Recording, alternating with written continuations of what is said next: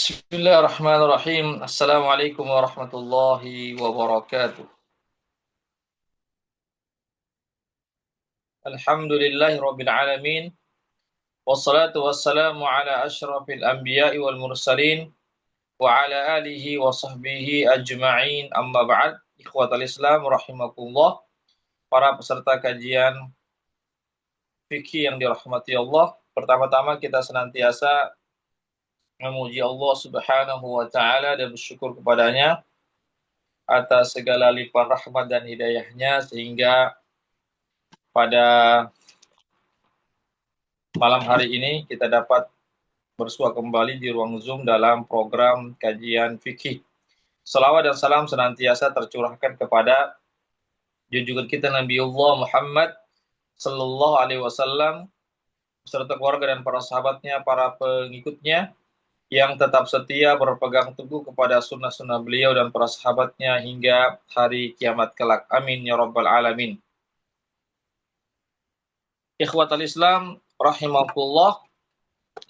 Insyaallah pada malam hari ini kita akan melanjutkan ya pembahasan kita dari kitab Al-Mulakhas Al-Fiqhi ya yang ditulis oleh Syekh Doktor ya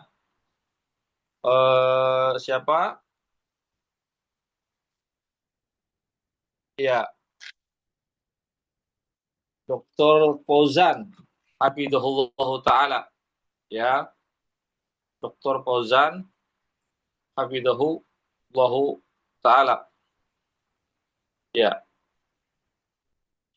yaitu pembahasan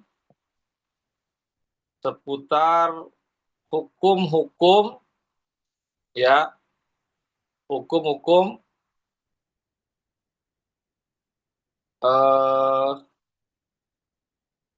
imam ya, hukum-hukum imam di dalam sholat ya, hukum-hukum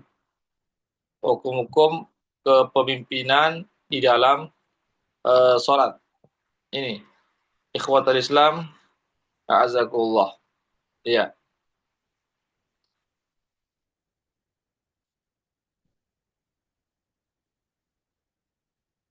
Baik, kita lanjutkan ya. Kita langsung membahas ya. Beliau hafizahullah taala penulis buku ini Dr. Shalih Al-Fauzan mengatakan bahwasanya kepemimpinan di dalam salat atau imam salat ya merupakan tugas agama yang sangat penting ya, yang mana Nabi kita Muhammad sallallahu alaihi wasallam ya selama hidupnya beliau memimpin salat ya, memimpin salat berjamaah. Begitu juga para khulafaur rasyidin Abu Bakar, Umar, Utsman dan Ali, mereka juga mengambil peran ini sebagai imam-imam salat berjamaah. Dan begitu banyak hadis-hadis Nabi yang menjelaskan tentang keutamaan imam salat. Ya, keutamaan imam salat.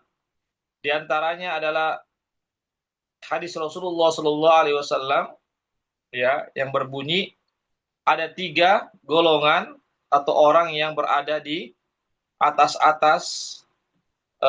tempat wewangian, tempat wangian ya, tempat ya tempat penyimpanan atau harum-haruman pada hari kiamat kelak, pada hari akhirat kelak. Di antaranya adalah laki-laki yang menjadi imam bagi warganya, yang mana warganya itu suka kepadanya. Ya, ini salah satu keutamaan imam sholat ya di sebuah masjid ya, yaitu dia akan berada di atas tempat penyimpanan wangi-wangian pada hari akhirat kelak. Kemudian dalam hadis yang lain Nabi bersabda, sesungguhnya imam itu mendapatkan pahala sama dengan pahala orang yang sholat di belakangnya. Ya, coba kita bayangkan ya, semakin banyak orang yang sholat di belakang imam tersebut, maka semakin banyak pahala yang dia dapatkan. Ya, maka semakin banyak pahala yang dia dapatkan. Ya, karena apa? Karena semakin banyak orang yang sholat di belakangnya. Ini keutamaan orang yang menjadi imam sholat. Iya. Oleh karena itulah sehingga sebahagian sahabat Rasulullah SAW ya pernah berkata kepada Nabi, ya ij'alni imama qaumi. Ya Rasulullah, jadikanlah aku sebagai imam sholat bagi wargaku atau kaumku. Ya, ini sebagian sahabat ya meminta kepada Nabi agar dia dijadikan sebagai imam sholat bagi warganya di kampungnya atau di lingkungannya. Kenapa demikian? Mereka meminta kepada Nabi untuk dijadikan imam sholat karena mereka mengetahui tentang keutamaannya dan tentang pahala yang begitu besar yang didapatkan bagi imam sholat itu. Hanya saja kata Syekh dalam kitabnya ini, ya ada atau banyak dari atau sebagian daripada para penuntut ilmu yang tidak mengambil atau tidak mau mengambil tugas yang sangat mulia ini. Padahal mereka adalah penuntut ilmu. Mestinya, kata Syekh, penuntut ilmu ini sebagai contoh bagi yang lainnya. Dia harus menjadi terdepan untuk mengambil tugas yang mulia ini. Ya, karena orang yang berilmu tentu dia tahu tentang masalah fikih dalam sholat, dalam sebagai imam dan seterusnya. Ini yang harus diperhatikan bagi penuntut ilmu. Oleh karena itulah, bagi penuntut ilmu seyogyanya, sepantasnya dia menjalankan tugas ini, mengambil tugas ini dengan penuh semangat, seraya mencari pahala di sisi Allah Subhanahu wa Ta'ala. Kenapa? Karena para penuntut ilmu adalah lebih berhak ya daripada yang selainnya untuk mengemban tugas yang sangat mulia ini, karena dia adalah orang yang berilmu, paham tentang ilmu, tentang masalah fikih sholat, bacaan sholat dan seterusnya, dibandingkan orang yang tidak memiliki ilmu. Ini yang harus kita pahami bersama. Ya, ikhwatul Islam, azakullah. Ya. Jadi apabila syarat-syarat menjadi imam bagi seorang itu telah terpenuhi, maka dia lebih pantas untuk menjadi imam. Ya, seperti bacaannya benar, ya, hafalannya, suaranya bagus, begitu juga dia paham terhadap fikih-fikih seputar sholat berjamaah dan seterusnya, maka dia lebih berpantas untuk menjadi imam karena syarat-syarat ya menjadi imam itu sudah terpenuhi. Ya, bahkan ya bukan cuma lebih utama, bahkan wajib baginya untuk menjadi imam jika tidak ada yang selainnya. Ya, jika tidak ada selain yang selevel dengan dia, maka dia wajib untuk menjadi imam. Kemudian ya, bagaimana kriteria imam masjid itu yang didahulukan siapa? Yaitu orang yang paling bagus bacaannya, makhrajnya, tajwidnya juga, termasuk juga hafalannya, yang paling banyak hafalannya. Itu yang didahulukan. Itu yang didahulukan untuk menjadi imam. Ya, ya. Sebagaimana hadis Rasulullah SAW, ya ummul qawma aqra'uhum di kitabillah. Ya, yang menjadi imam bagi jemaah sholat adalah orang yang paling banyak hafalannya terhadap ayat-ayat Al-Quran, atau orang yang paling bagus bacaannya terhadap ayat-ayat Al-Quran. Ini yang didahulukan. Ya, ini kriteria yang pertama, yaitu orang yang bagus bacaannya, makhrajnya, tajwidnya, termasuk juga hafalannya juga lebih banyak. Ya, ini yang didahulukan. Yang kedua adalah ya orang yang paling paham tentang masalah fikih, khususnya fikih salat berjamaah. Ya, atau orang yang lebih banyak ilmunya ya, ilmu agamanya, khususnya ilmu yang berkaitan tentang salat, hukum-hukum berkaitan dengan salat berjamaah itu yang didahulukan.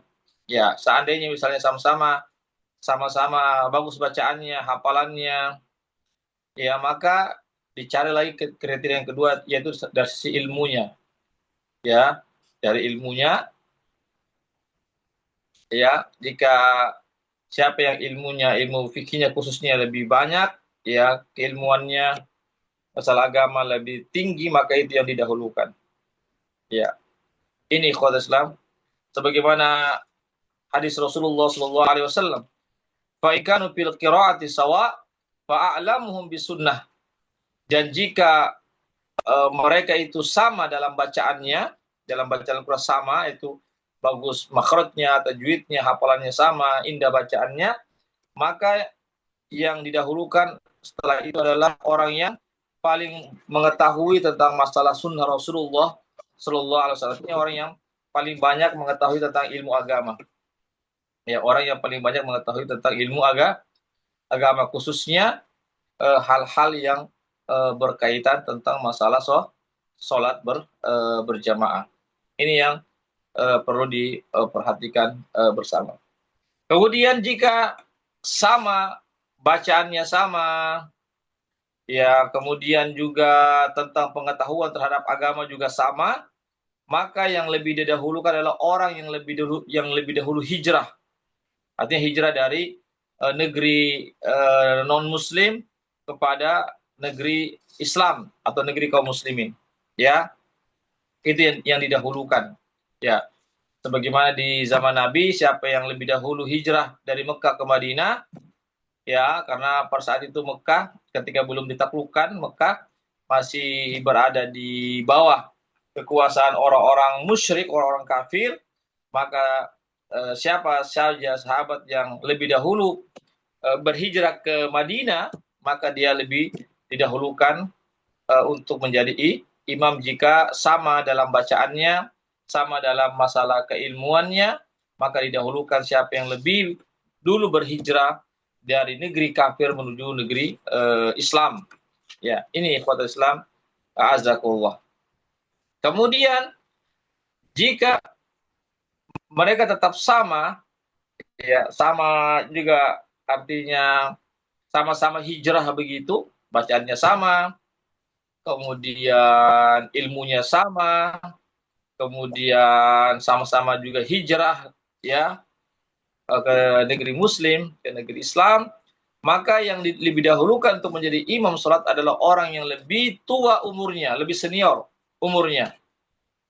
Ya tentu yang lebih tua, lebih banyak pengalamannya, ya tentu juga barangkali lebih kemungkinan lebih kuat lagi dalam melaksanakan sholat dibanding muda darinya. Ini kriteria yang Nabi sampaikan kepada kita. Hal ini berdasarkan hadis Rasulullah Sallallahu Alaihi Wasallam yang berbunyi wal ya ummakum akbarukum.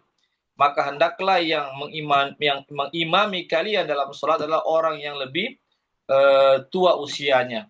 Ya, orang yang lebih tua usianya, kata Nabi, yang menjadi imam tatkala kriteria pertama, kedua, dan ketiga itu sudah sama semua, ya tidak ada perbedaan, maka yang dipilih siapa yang lebih tua umurnya atau lebih senior.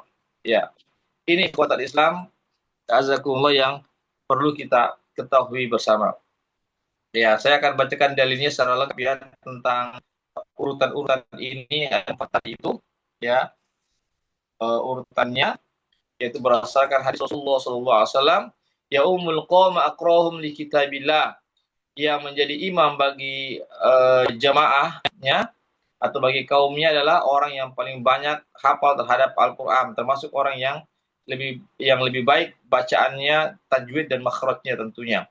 Fa in kanu fil qiraati sawa, jika mereka itu sama dalam bacaannya, dalam makhrajnya, dalam hafalannya, fa a'lamuhum bisunnah, maka yang eh, lebih didahulukan adalah orang yang lebih paham, lebih mengetahui tentang masalah sunnah Rasulullah Shallallahu Alaihi Wasallam. Berarti orang yang lebih banyak ilmunya tentang masalah agama. Fa in kanu fi sanati sawa, fi sunnati sawa, apabila mereka sama dalam masalah sunnah, artinya sama memiliki pemahaman yang sama tentang masalah sunnah, tentang masalah agama, hukum-hukum, maka fa aqdamuhum hijratan, maka lebih didahulukan adalah orang yang lebih dulu hijrah dari negeri kesyirikan menuju negeri yang bertauhid atau negeri yang beriman kepada Allah. Ya, fa in kanu fi hijratil sawa fa aqdamuhum sinna. Namun jika apabila mereka sama-sama berhijrah, ya, tidak ada yang saling mendahului, tapi sama-sama berhijrah, sama bacaannya juga dan sama juga pengetahuan tentang agama, maka yang didahulukan adalah orang yang lebih tua usianya. Ya, yang lebih tua usianya, sebagaimana dalam hadis Rasulullah Shallallahu Alaihi Wasallam yang diriwayatkan oleh Imam Muslim. Ini ikhwat Islam, azakumullah, yang harus kita pahami tentang masalah ini. Kemudian yang berikutnya ada beberapa kriteria yang juga harus diperhatikan dalam masalah kepemimpinan dalam sholat, ya, bahwasanya yang berhak untuk menjadi imam di sebuah masjid adalah imam masjid rawatib. Imam masjid rawatib artinya dia sudah ditunjuk oleh pengurus atau pemerintah misalnya untuk menjadi imam rawatib, artinya imam 5 waktu di tempat tersebut. Maka dia yang lebih berhak untuk menjadi imam sholat 5 waktu. Tidak boleh ada orang yang langsung menggantikan posisi beliau padahal belum mendapatkan izin dari beliau. Meskipun barangkali orang itu lebih banyak hafalannya, lebih bagus bacaannya, tetapi selama belum ada izin dari imam rawatib tersebut, maka tidak boleh dia langsung menjadi imam rawatib. Ini yang harus kita pahami bersama di dalam masalah ini. Yang kedua adalah pemilik rumah. Ya, seandainya dilakukan di situ misalnya sholat berjamaah, maka pemilik rumah itu lebih berhak untuk menjadi imam dibandingkan yang lainnya. Ya, dibandingkan yang lainnya. Oleh karena itu, seseorang yang mengaku atau merasa bagus bacaannya, hafalannya banyak, maka ketika dia berada di sebuah rumah dan ada pemiliknya dan ditegakkan misalnya sholat berjamaah di tempat itu misalnya, maka ketika itu orang tersebut tidak boleh maju untuk menjadi imam meskipun bagus bacaannya, hafalannya dan seterusnya, tetapi dia harus meminta izin atau mendapatkan izin dari pemilik rumah tersebut, karena yang lebih berhak menjadi imam sholat adalah di rumah tersebut adalah pemilik rumah tersebut. Yang ketiga adalah sultan, yaitu pemerintahan. Ya, pemerintahan atau pemerintah, dia yang lebih berhak untuk menjadi imam dalam wilayahnya. Ya, dalam wilayahnya dia yang berhak menjadi imam. Ya, kecuali kalau dia mewakilkan kepada orang lain untuk menjadi imam, maka ketika itu boleh dia digantikan karena dia telah menjadikan imam lain sebagai wakilnya. Ini ikhwatul Islam, azakullah. Ya, jadi kita tidak boleh serta-merta untuk menjadi imam ya di sebuah tempat, ya, melainkan telah mendapatkan izin dari pemerintah kepada kita, ya, jika kita seandainya ingin menjadi imam di wilayah tersebut. Ini ikhwatul Islam, azakumullah, yang harus kita pahami. Adapun dalil tentang masalah ini adalah hadis Rasulullah sallallahu alaihi wasallam, la ya'umur rajulu fi baitihi wala fi sultanihi illa bi'idznihi. Ya, janganlah seseorang itu menjadi imam ya di rumahnya, ya, ataupun di kekuasaannya kecuali mendapatkan izinnya. Artinya tidak boleh orang serta-merta langsung dia menjadi imam di rumah orang lain atau di dalam kekuasaan orang lain, ya kecuali mendapatkan izinnya. Kalau diizinkan, maka dia boleh untuk menjadi imam di tempat tersebut, di rumah tersebut, atau di wilayah tersebut. Tetapi jika tidak diizinkan, maka dia tidak boleh menjadi imam sholat di tempat tersebut. Ini ikhwatul Islam, azakumullah, yang harus kita pahami bersama. Ya, harus kita pahami bersama dalam masalah ini. Kemudian yang berikutnya ya adalah ya berdasarkan apa yang sudah kami bahas di atas atau barusan tadi, menunjukkan tentang kemuliaan, keutamaan kepemimpinan dalam sholat, yaitu imam sholat, utamaan imam sholat, ya kedudukannya yang tinggi ya dalam Islam, ya karena imam inilah yang memimpin jamaah sholat khususnya bagi laki-laki. Ya, kalau seandainya tidak ada yang bisa menjadi imam, sedangkan mau ditegakkan sholat berjamaah, maka sholat berjamaah tidak bisa terlaksana. Padahal sholat berjamaah ini adalah diwajibkan, ya, menurut sebagian ulama hukumnya wajib untuk ditegakkan sholat berjamaah di masjid-masjid. Tapi jika tidak ada imam, bagaimana bisa sholat berjamaah ditegakkan, didirikan kalau tidak ada imam?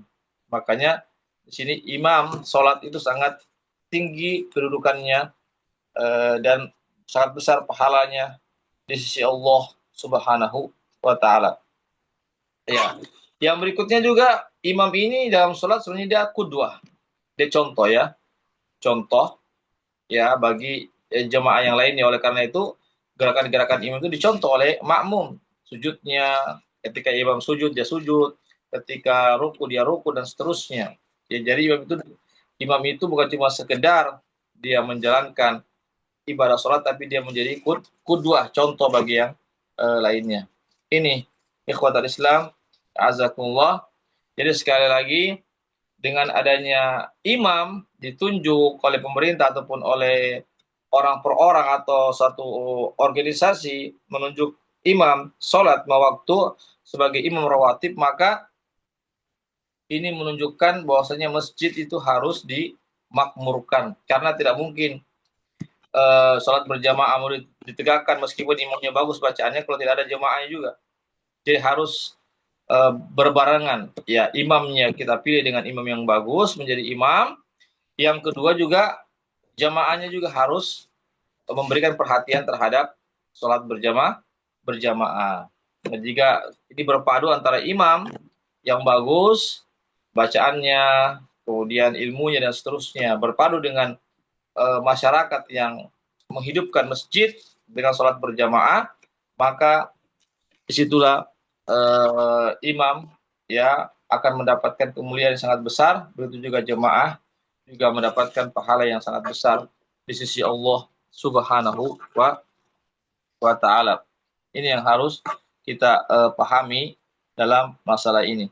Jadi sekali lagi, masjid didirikan bukan cuma sekedar didirikan, tapi bagaimana masjid itu bisa diramaikan dengan ibadah-ibadah sholat, khususnya itu sholat berjamaah, dan juga ibadah-ibadah yang lainnya. Ya, bahkan di sini disebutkan bahkan imam itu ya sedapat mungkin juga memberikan nasihat-nasihat kepada jamaah, memberikan peringatan-peringatan, menyampaikan apa namanya, jangan kepada jemaah.